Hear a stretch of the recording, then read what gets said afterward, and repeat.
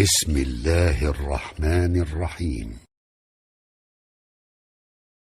قارعه مبارکه سوره چې د قران عظیم شان یوسلو یومه سوره ده په مکه معظمه کې را نازله شوې ده.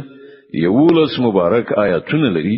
تلاوت او پښتو ترجمه یې له لومړي آیت څخه اوري. بسم الله الرحمن الرحیم.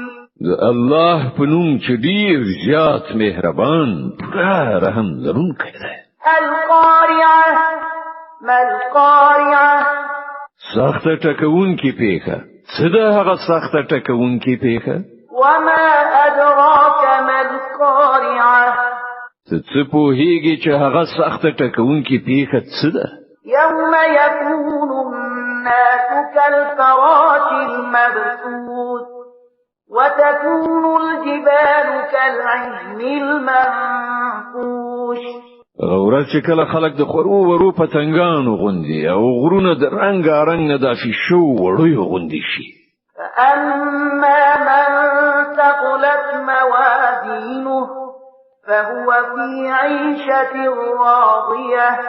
بیا چې د چا د نیکو اعمالو تل درنوي هغه به په زړه پورې خوندونو کې وي. وأما من خفت موازينه فأمه هاوية.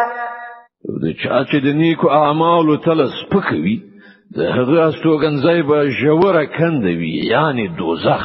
وما أدراك ما هي نار حامية.